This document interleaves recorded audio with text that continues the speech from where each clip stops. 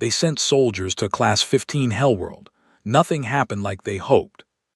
The gavel had barely finished hitting the bench when I already knew how it would end.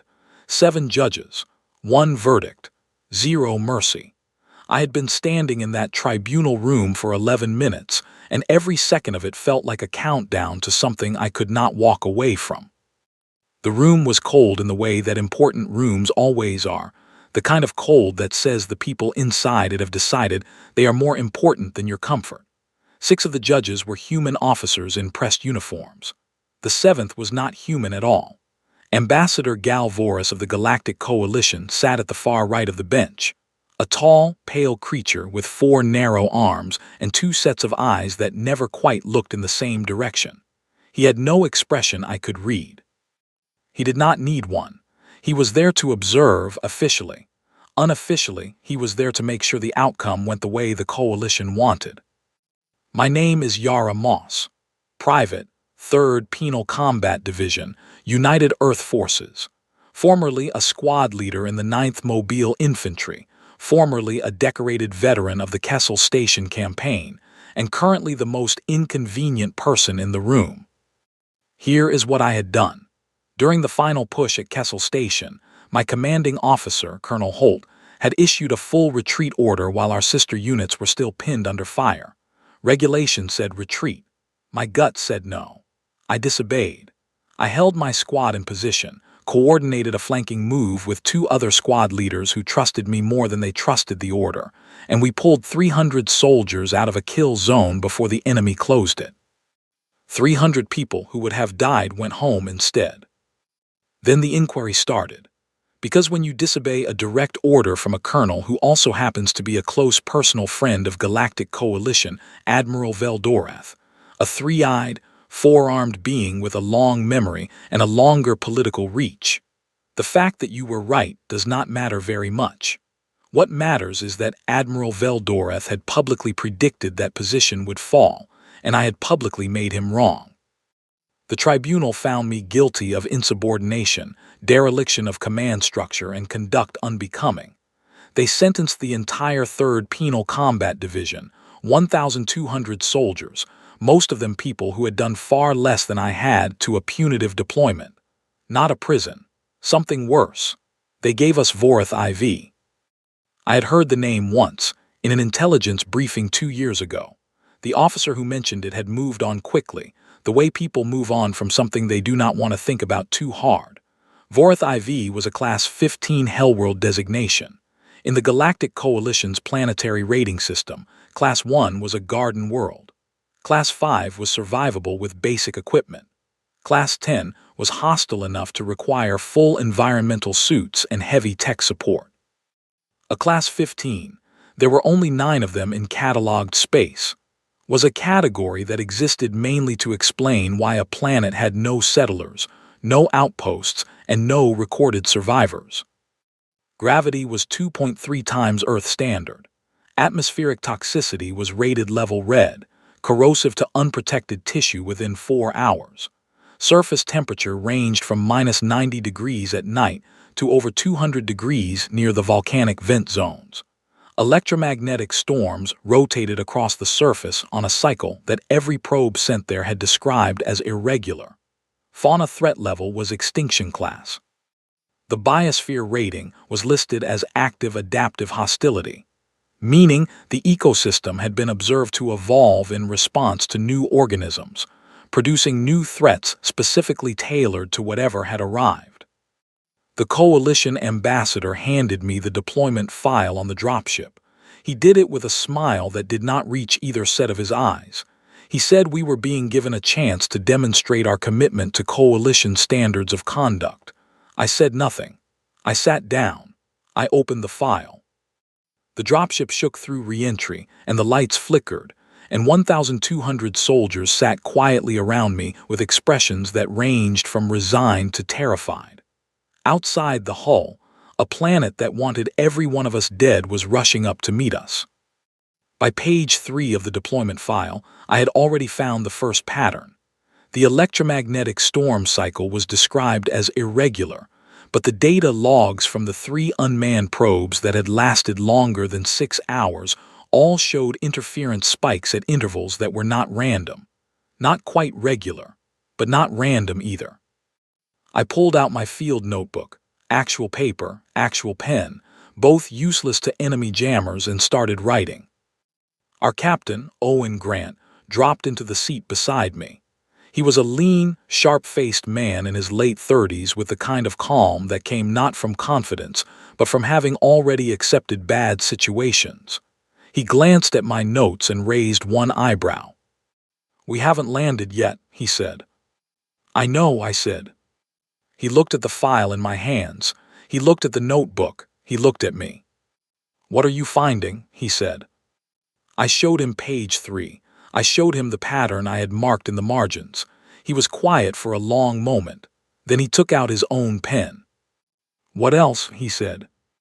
"That was the beginning of everything. We hit the ground 40 minutes later, and the planet tried to kill us almost immediately. The landing struts cracked on impact. 2 dropships came down at a 12-degree angle because the electromagnetic interference had scrambled their guidance systems in the last 300 meters. Nobody died in the landing itself, which felt like a miracle right up until the moment 3 soldiers stepped outside with environmental seals that had not fully engaged, and the air got to them. Level red atmospheric toxicity does not give warnings. It does not build slowly. It is fast and it is not quiet, and the 3 people we lost in that first hour, Corporal Danny Fife, Private Leon Cross, and Specialist Claire Marsh, deserved better than a planet that could not wait 10 seconds to make its point. We pulled back inside. Captain Grant issued a full SEAL protocol. Nobody goes outside until every suit has been checked twice by a second person. Nobody acts alone. Nobody panics. That last order was the hardest one. There were 1,197 of us left. The coalition observers in the 2 small ships sitting in high orbit logged our first casualties and marked the time. I found out later they had a pool going. The over-under on how long before total battalion loss was set at 22 days. I spent the first 6 hours inside the primary dropship reading everything we had. Not just the deployment file. Every probe log, every surface scan, every piece of data that had been transmitted from Vorith IV before each probe went dark. There was not much. The longest any probe had survived was 9 days, and its final transmissions had been mostly corrupted. But corrupted data is still data. There are shapes inside broken signals if you look at them the right way. Dr. Nora Ackhaffer found me at the end of that 6th hour. She was the battalion's senior field medic, a compact woman from Lagos who had the habit of speaking in very short sentences when she was being serious and very long ones when she was making a joke. She sat down across from me and put a ration pack on the table without being asked. "You should eat," she said. "I know," I said. I ate. "What are you building?" she asked, looking at the wall of handwritten notes I had taped to the inside of the hull. "A map," I said, "not of the surface, of the patterns." She looked at it for a long time. She pointed at one section. "These temperature readings near the vent zones. They drop at night, but they stay above livable range for about a 12-meter band around certain vent clusters. That could be shelter." I had not noticed that. I added it to the notes. That is how Nora and I started working. She saw biology and environment. I saw timing and movement. Together we started building a picture of Vorith IV that was not just a list of threats but a kind of calendar. When to move, where to go, what to avoid, and when. Owen came to us on day 3 with Corporal Finn Adler, who had grown up on a farm in rural Wales and had the particular skill set of someone who had spent years working land that did not want to cooperate. Finn could look at soil and tell you things about it that no instrument would bother to measure. He pressed his fingers into the ground outside the ship, in full suit, seals checked twice, and told us the dirt near the magnetite outcroppings was structurally different, denser, more compacted, like something had been avoiding that ground for a long time. "The fauna," I said. "They do not like the magnetic interference," Finn said. "Makes their navigation go sideways, probably. These deposits are natural predator repellents." We mapped every magnetite cluster within 2 kilometers. Then we extended our perimeter to connect them. By day 7, we were sleeping in rotating shifts, 4 hours on and 4 hours off, with 2 people always watching the perimeter. The electromagnetic storms came on an 11-hour rhythm that nobody had documented before because nobody had lived long enough to write it down. We wrote it down. We planned every outside movement around it. We had 11 hours between each storm window to work, gather, build, and get back under cover. By day 14, Nora had synthesized a mineral compound from local soil. She called it patch mix. That, when added to standard ration packs, was offsetting the worst effects of the atmospheric microexposure occurring even through filtered suit seals. The air was getting in microscopic amounts. Our bodies were reacting. She was getting ahead of the reaction before it could compound. Soldier Adrian Cole found the water. He was 23, had joined the penal division because of a disciplinary charge he had always maintained was unfair, and had the kind of relentless curiosity that drives some people into science and others into serious trouble. He figured out that the atmospheric condensation near the vent zones, where the toxic air mixed with a neutralizing gas the vents produced as a byproduct, created a moisture band. Collected and run through a basic filter system, it was not clean water, but it was much closer to clean water than anything else on the planet. He built the first collection trap from dropship water recycling components in 18 hours.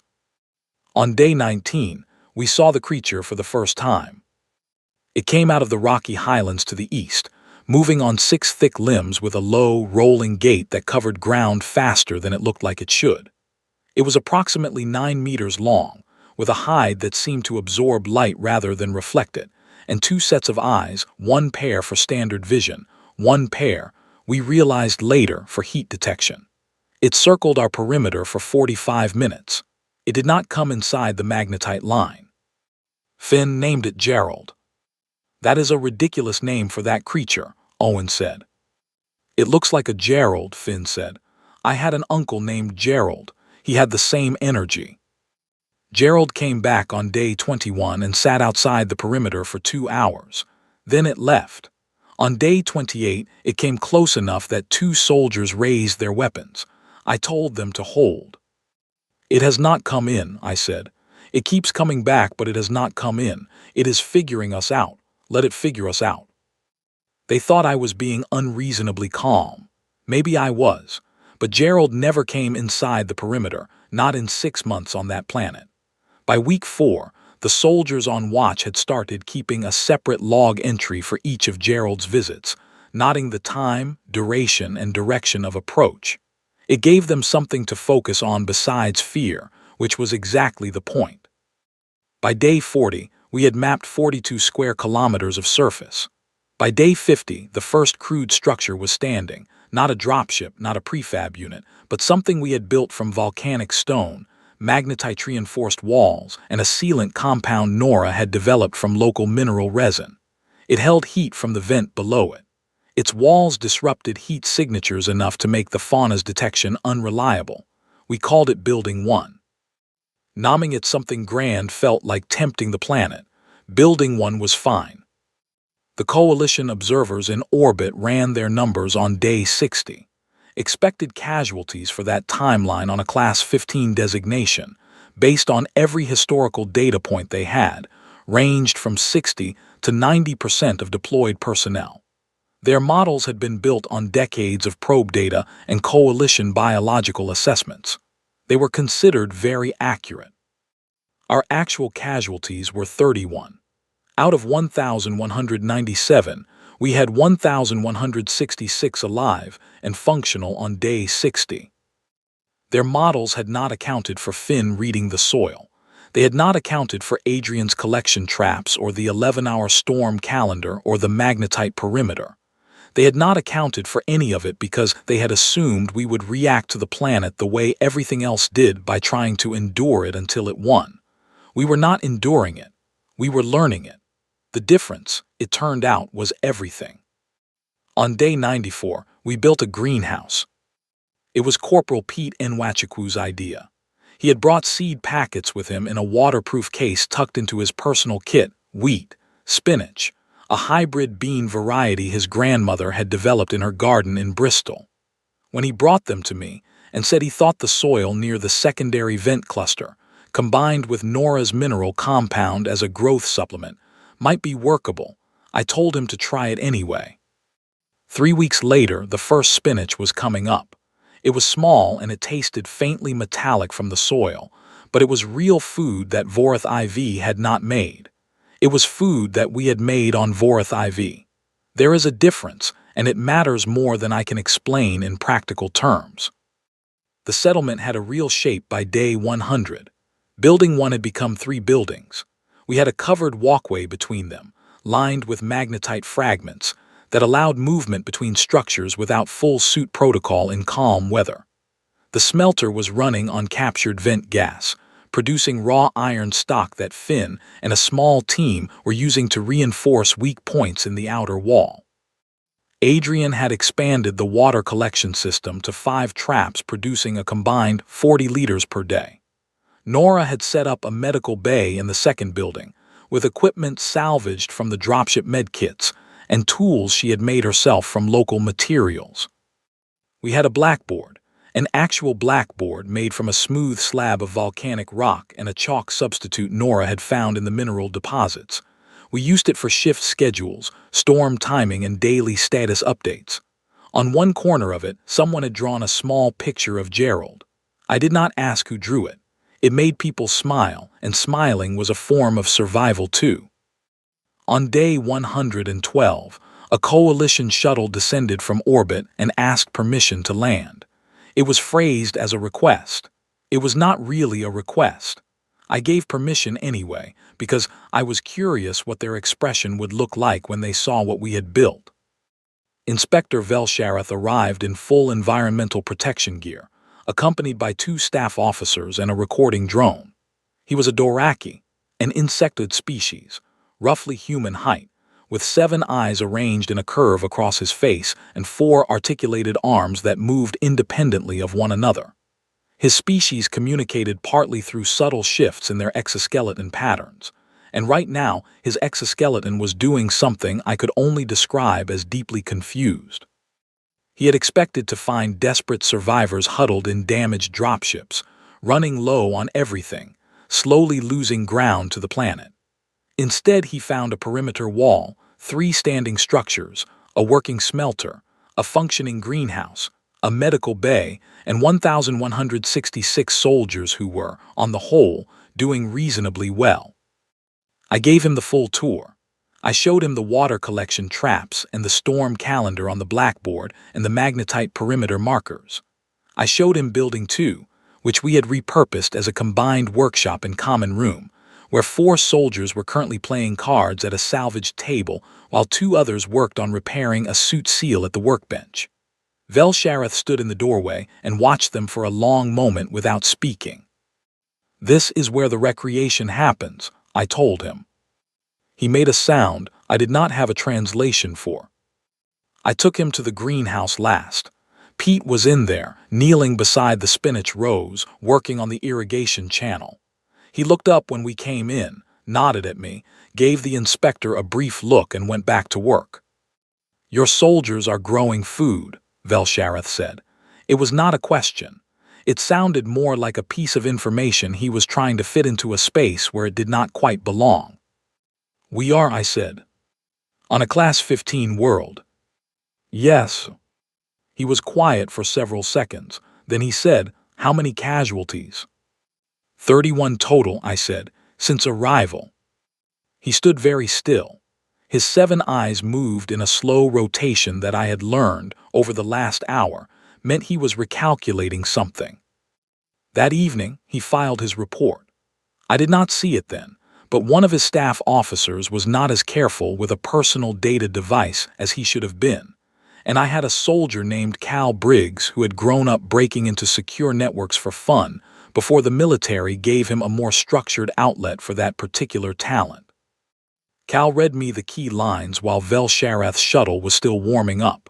The inspector had written, "The deployed personnel are not surviving.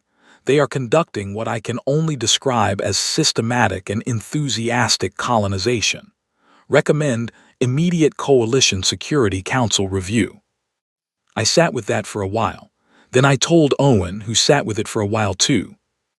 Enthusiastic colonization, he said finally. That is what he wrote. Owen looked at the blackboard. He looked at the picture of Gerald. He looked at Pete across the room, adding notes to his planting schedule. That seems about right, Owen said. But Velshareth's report was the first crack in a wall the Coalition had built to keep themselves comfortable.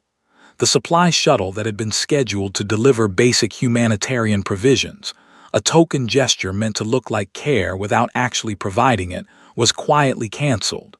The 2 observer ships in orbit were replaced by 3, then 4. They were not just watching anymore. They were measuring. Nora came to me on day 130 with something that changed everything we thought we understood about what was happening to us. She had been running weekly blood panels on the entire battalion since day 1. She laid 2 comparison panels on the table, day 1 and day 130, and pointed at the immune response markers without saying a word. Our bodies had encountered the airborne microbes of Vorith IV every day for 4 months and had not surrendered to them. They had studied them. Human immune systems, Nora explained with the controlled excitement of someone making a discovery they had not expected, are not passive. They are aggressive. They learn. They build. What the planet had been sending at us every day had not been killing us. It had been training us. We are developing genuine resistance, she said. Not full immunity, that would take longer, but meaningful, functional resistance. Our bodies are incorporating information from this biosphere and building responses to it in real time. What does that mean practically? I asked. It means, she said, that in another 60 to 90 days, a standard filtered mask may be sufficient for regular surface exposure. Not in storm conditions, not near the vent cores, but in normal conditions. I thought about the deployment file and the way it described atmospheric toxicity as a primary termination factor. I thought about the observer ships closing their orbit. Do not put this in any external transmission, I told her. She understood immediately. If the Coalition learned that we were not just surviving the planet's biology but actively adapting to it, becoming resistant to it, the calculation of the situation would change entirely. We were already more difficult to quietly remove than they had expected. An adapted, entrenched, resistant human settlement on a Class 15 world was a different problem entirely. A permanent one. I did not know what they would do with that information, and I knew I did not want to find out before we were ready. The Coalition held a second closed session. I did not know about it then. What I did not know but would find out later in a way that changed everything was that 2 proposals had been on the table. The first was a public acknowledgement of the deployment and a formal diplomatic negotiation. The second was something that did not involve diplomacy at all. The vote was not close. They chose the second option. They just had not told us yet. The sensor array was Cal's. He had built it over 6 weeks from salvaged dropship components, magnetite core signal amplifiers, and 2 repurposed comm arrays pulled from disabled atmospheric guidance systems. Officially, it was a weather monitoring station. Actually, it was the most capable homemade signal detection system on a Class 15 world. And on day 181, at 3:40 in the morning, it started screaming. I was awake because I was usually awake at 3:40. Vorith IV had a way of making sleep feel like a bad investment. I was at the blackboard updating the storm calendar when Cal came in from the signal room at a run. 3 contacts, he said, coming out of faster-than-light travel at the outer marker. They are big. I put the chalk down. Coalition designation. The drive signatures match Coalition-registered vessels, but their approach vectors are wrong. They are not entering standard orbit. They are coming in at attack angles. Owen was up in 40 seconds. Finn was up in 60. Nora came in from the medical bay, read the room, and went straight to her supply cabinet without asking. She had a bag packed and ready. She always had a bag packed and ready. The three ships settled into high orbit 40 minutes later and opened a comm channel. The voice that came through was smooth and professional, the voice of someone who had done this before and found it straightforward. Deployed personnel on surface. This is the independent contracted vessel group operating under Galactic Coalition Resolution 77 Alpha. You are instructed to move all personnel to the Eastern Landing Zone for immediate evacuation. You have 4 hours to comply. I looked at Owen. Owen looked at me. Cal, I said, does Resolution 77 Alpha exist in Coalition public records? Cal checked. He shook his head. There it was. A resolution that did not exist in public records, carried by ships approaching at attack vectors, offering an evacuation we had never requested on a timetable that gave us no time to verify anything. This was not rescue. The word for this was something else entirely. I pressed the comm. Contracted Vessel Group, this is Yara Moss, Senior Active Officer on the surface. Please transmit formal authorization documentation for Resolution 77 Alpha, including issuing authority and civilian oversight signature, before we begin any personnel movement. There was a pause. Then the smooth voice came back. Documentation will be provided upon arrival of ground transport. Please begin assembly at the Eastern Zone. We will wait for the documentation first, I said. Thank you. I switched off the channel. I turned to the room, which now held about 30 people, all of them awake and all of them reading the situation the same way I was. Nobody spoke. Nobody needed to. Owen, I said, station rotation. Everyone on duty, everyone at their post. Standard perimeter, nothing that looks like we are preparing a response. And what are we actually doing? He said. We are preparing a response, I said. What followed in the next 4 hours was the most productive and focused effort I had ever been part of. We did not have conventional military weapons capable of reaching orbit. What we had were the defensive systems we had built to protect the settlement from Vorath IV's megafauna.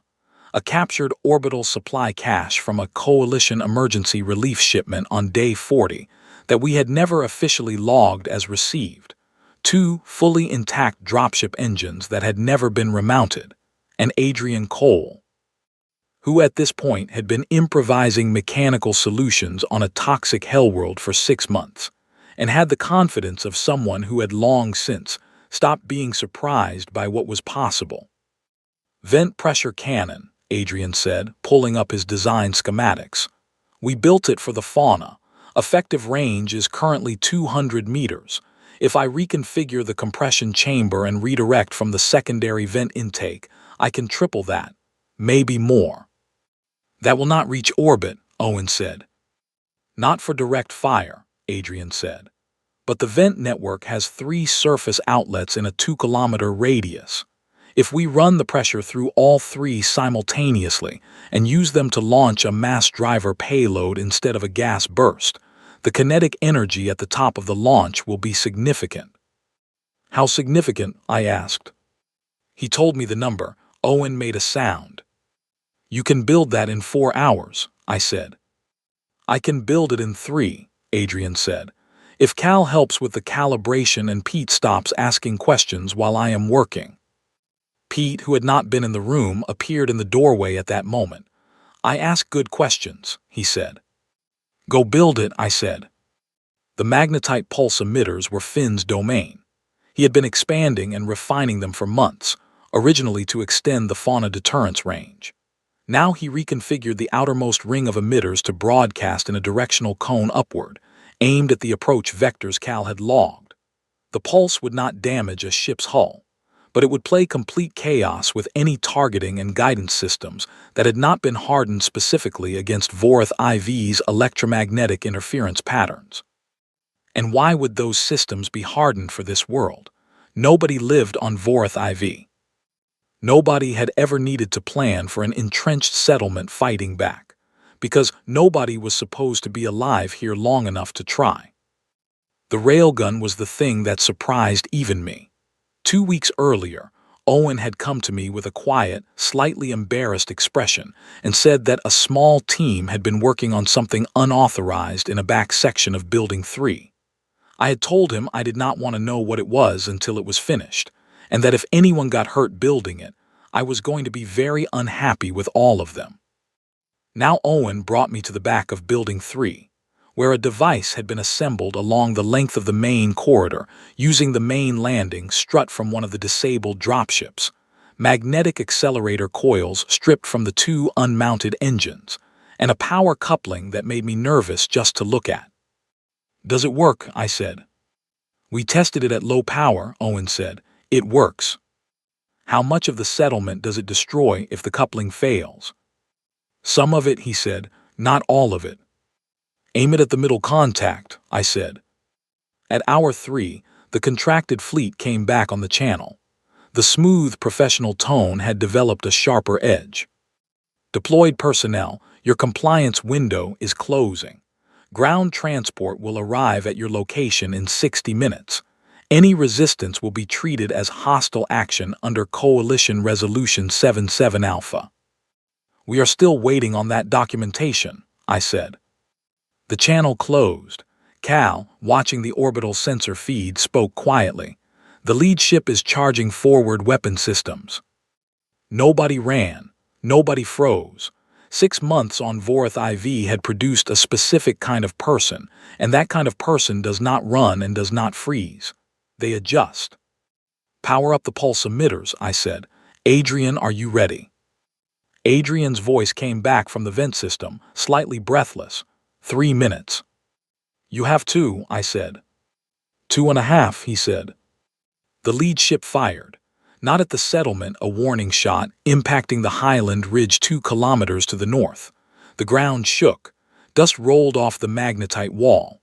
Finn, outside on perimeter patrol, looked at the impact point, looked at the sky, and keyed his radio. "They missed," he said. "They meant to miss," Cal said. "It is a warning." "Noted," I said. "Adrian." "Ready," he said. "Finn, pulse emitters." The magnetite field went up in a directional cone, and even from inside the building the air felt different. A low hum that sat in the back of the teeth, not painful but deeply unpleasant. Up in orbit, the lead ship's targeting and guidance systems hit Vorath IV's amplified magnetic interference at a range and intensity they had never been calibrated for.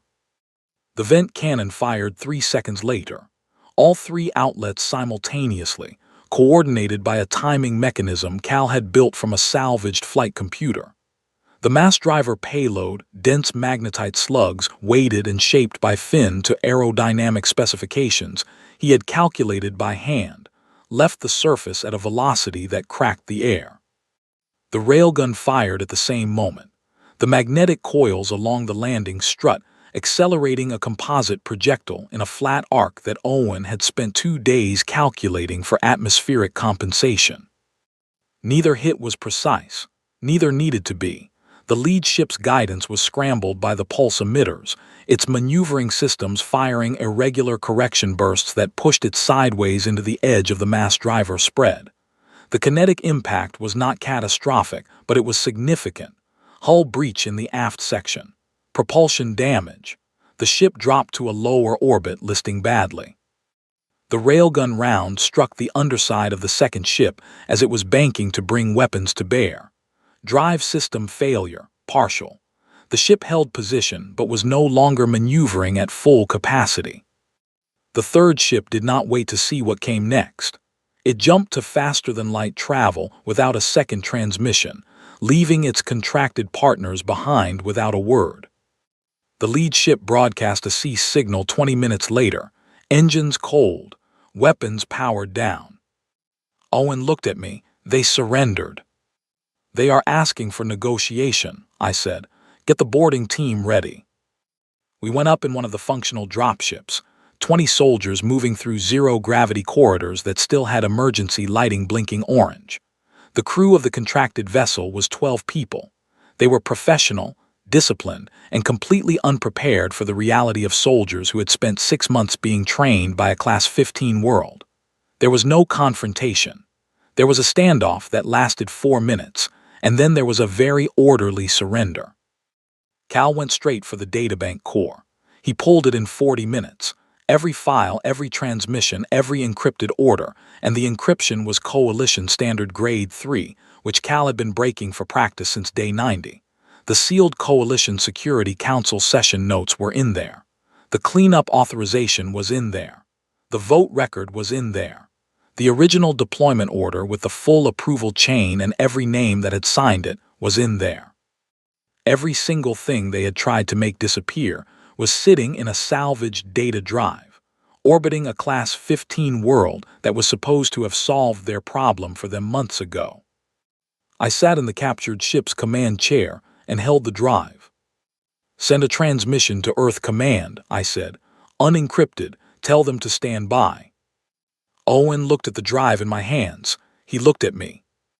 "How much trouble is this going to cause?" he said. "Enormous," I said. He nodded slowly, the way he nodded when something was hard and necessary, and there was no other path forward. "Good," he said. I did not write a careful broadcast. There was no script, no prepared statement, no diplomatic framing. I sat in the command chair of a captured vessel in low orbit above Vorth IV, with Cal running the transmission beside me, and I talked.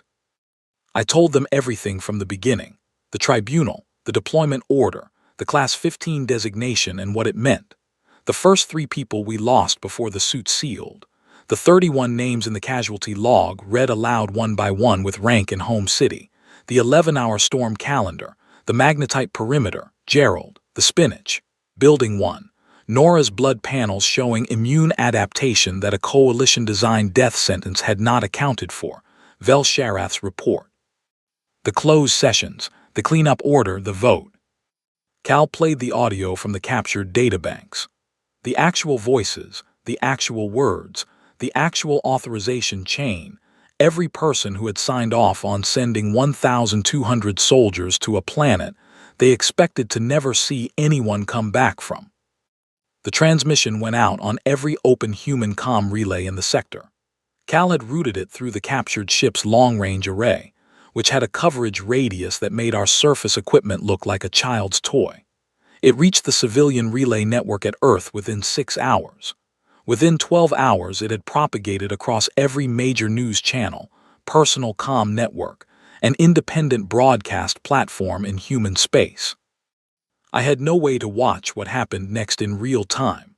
What I had was Cal monitoring the incoming signal traffic, which went from a quiet hum to something that sounded like standing next to a waterfall. Earth reacted in stages. The first stage was disbelief. The second stage was fury, not chaotic or destructive, but a cold, focused fury of the kind that comes not from panic but from clarity. People were not angry because they were afraid. They were angry because they understood exactly what had been done, and exactly why, and exactly who had decided to do it, and all of it was right there in the data for anyone to verify. The third stage was quieter and more significant. It was the stage where people stopped being angry and started being deliberate. Committees convened. Oversight boards that had been dormant for years suddenly had full attendance.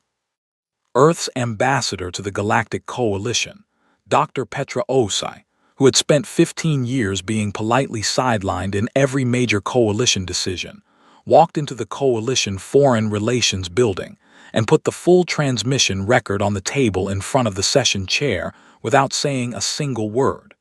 She did not need to say a word. The coalition session that followed was, by all accounts, the most fractured in the organization's history. 37 member species were represented. For the first 2 hours, the debate was mostly internal: blame assignment, damage control, attempts to reframe what had happened as a misunderstanding or a rogue action by a few unauthorized individuals. Those attempts failed quickly. Because the authorization chain in the captured databanks was clear and complete, and bore the signatures of 3 sitting council members and 2 senior military advisors. Then the Tharun delegation asked to speak. The Tharun were a species humanity had encountered early in its coalition membership and had never quite managed to connect with. They were large, scaled, slow-moving, and spoke rarely. They had a history that most coalition members preferred not to discuss openly. 200 years ago, they had been offered coalition membership under terms that were cooperative on paper and deeply restrictive in practice. They had spent a century navigating political invisibility before a constitutional change gave them genuine representation. They remembered what it felt like to be underestimated.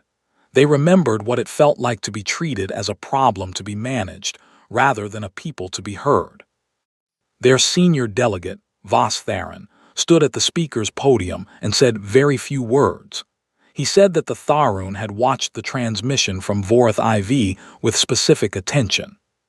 He said that his government's position was that the deployment had been a deliberate act of attempted elimination, that it had failed because the species targeted had behaved in a manner consistent with their nature, and that the coalition's instinct to view that nature as a threat was not a security assessment, but a failure of imagination.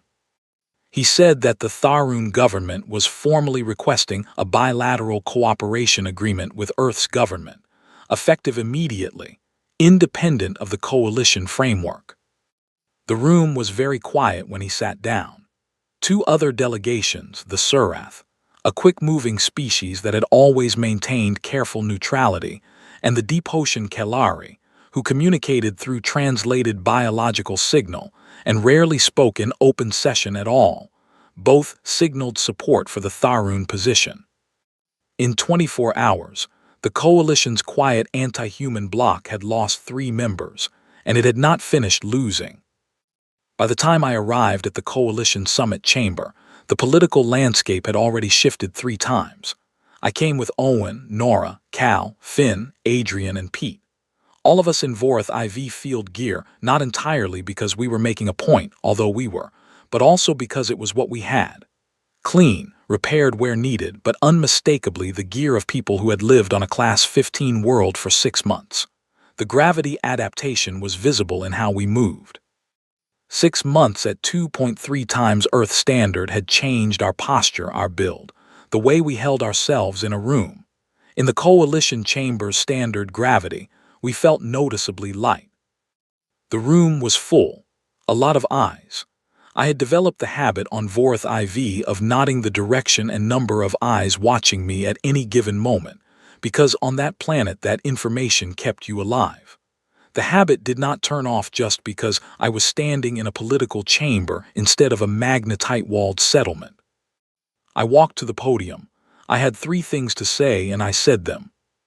The first was that the United Earth Forces Battalion, designated as 3rd Penal Combat Division, required formal public acknowledgement of the deployment order's true nature, not as a punitive military posting, but as a deliberate act of directed elimination, and a full, unredacted release of the authorization chain to Earth's civil government. No private settlement, no sealed document, no internal review, public, complete. The second was that humanity required a permanent, equal seat on the Coalition Security Council, not an observer position, not a consultative role, a full seat with full voting rights and full access to classified security deliberations. If the Coalition's concern was that humanity was difficult to manage, then managing us from outside, the room had clearly not been working. The third was simple. Vorth IV was to be formally designated a human protectorate under Coalition territorial law. There was a sound in the room when I said that, not quite laughter, not quite disbelief, something between them. I waited for it to settle. The planet tried to eliminate us, I said. We stayed. That creates a relationship. We are keeping the planet. Voss Theron of the Tharun made a sound that his translator converted to a short burst of audio. It took me a moment to understand that it was amusement. Tharun amusement was a deeper sound than I expected. The session that followed lasted 4 days. Most of it was handled by Dr. Osai and a team of Earth legal advisors who arrived on the 2nd day, and proceeded to demonstrate that humanity had been quietly preparing for exactly this kind of negotiation for some time. I found that deeply satisfying. I sat in a waiting area outside the chamber with Owen, and drank a beverage from the coalition catering that was technically coffee adjacent, and ate from a ration pack I had brought from the settlement, because the coalition food had nothing I recognized. On the third day, Velshareth found me in the waiting area. He stood in the doorway for a moment, his 7 eyes moving in that recalculating rotation. Then he came in and sat across from me with the careful deliberateness of someone choosing to have a conversation they were not required to have. "You know what I wrote in my report," he said. "It was not a question." "Enthusiastic colonization," I said. His exoskeleton shifted in a pattern that might have been embarrassment. "It was an accurate description." "It was," I said. He was quiet for a moment. Then he said, "When I arrived on the surface and saw what your battalion had built, I experienced something I did not have a word for.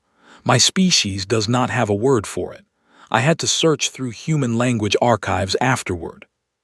"What did you find?" I asked. He said the word carefully, testing the pronunciation. "Awe," he said. "I believe it was awe." I thought about Building 1 and the blackboard and the picture of Gerald and Pete's spinach growing in volcanic soil, and Adrian's vent cannon, firing 3 outlets at once, and the railgun that Owen had quietly let happen in the back of Building 3. "That seems about right," I said. He left without another word. I thought we understood each other for the first time. The agreement was signed on day 4. All 3 terms were met, with one modification to the Security Council seat that assigned us to a newly created subcommittee on frontier territories, which was, in the end, a more powerful position than the standard seat would have been, because frontier territories were exactly where humanity was going to be living and working and making itself difficult to ignore for the next several generations. Dr. Ose looked quietly pleased when she explained that detail. She was very good at her job. I was appointed governor of Vorith IV in the same signing session, under the new Human Protectorate designation. It was a title that nobody had held before, for a world that nobody had survived before, and it came with exactly 0 additional resources, a classification as a frontier territory requiring further development assessment, and a formal coalition notation that read, in translation, "Ongoing environmental challenges." I thought that was a fair description. We went back 3 weeks later on a properly equipped transport, the first one Earth had sent, carrying supplies, additional personnel, communication infrastructure, and a formal survey team that spent the entire journey asking me questions I was happy to answer. Owen sat beside me on the flight deck going over the resupply manifest. Finn was in the cargo bay with his agricultural expansion plans, which he had been drafting since day 60, and which were now 43 pages long. Adrian had submitted a 16-page engineering proposal for a permanent vent energy capture system that the survey team was treating with the respectful attention of people who understood they were dealing with someone who had built a working railgun from a landing strut. Nora had published her findings on human biological adaptation under sustained Class 15 exposure, and the medical community's response had gone from complete disbelief to a very rapid reassessment of long-held assumptions about human biological limits. She had been offered 4 research positions and a university chair. She had declined all of them and was in the cargo bay finishing a follow-up paper. Cal was designing the next version of the sensor array and had already given it a name. He called it Station 1. We came in at dawn. Vorith IV's dawn was a specific kind of event. The sky moved through 7 distinct color shifts as the star rose above the eastern ridgeline, from a deep bruised purple through amber, and then a yellow-white that was too bright to look at directly. The volcanic vent plumes caught the light and turned orange along the horizon. It was, genuinely and without any sentimentality, beautiful. The settlement was visible from the air. 3 buildings had become 7. The perimeter wall stretched nearly a full kilometer of magnetite-reinforced barrier. The greenhouse had a second module. The smelter was running. Along the northern edge of the perimeter, a small group of soldiers on morning watch were standing at the wall. And just outside it, at the border of the magnetite line, Gerald was there. He had grown. 6 months had added visible mass to his frame, and his 6 limbs were settled in that low, patient stance I knew well, the one he used when he was not threatening anything, just present. The soldiers on watch were not raising weapons. One of them had her arms folded, watching him the way you watch something you have come to understand. Another had a notebook and was writing something down. The transport settled onto the landing pad. Adrian's team had poured from smelted iron and volcanic aggregate on day 160. The ramp came down. I walked out first. The air hit me immediately, the filtered, faintly metallic air of Vorth IV, carrying the trace of vent gas and something mineral and deep that I had come to associate with early morning on this specific, impossible planet. I was wearing a standard filtered mask. Not a full suit seal, just a mask.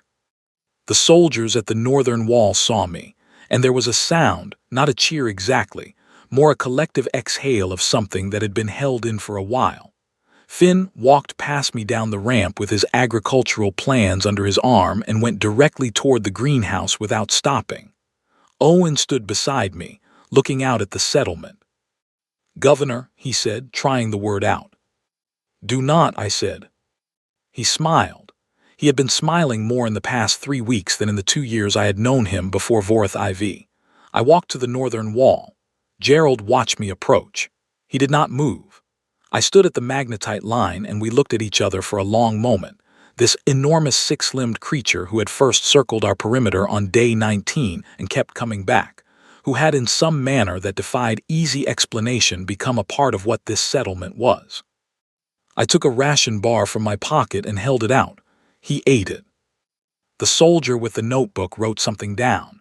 I glanced over and saw she had headed the page with Gerald's name and below it 2 words, Resident, Year 2. I walked back to Building 1 and put my bag down and looked at the blackboard. New information had been added since I left. Storm calendar updates.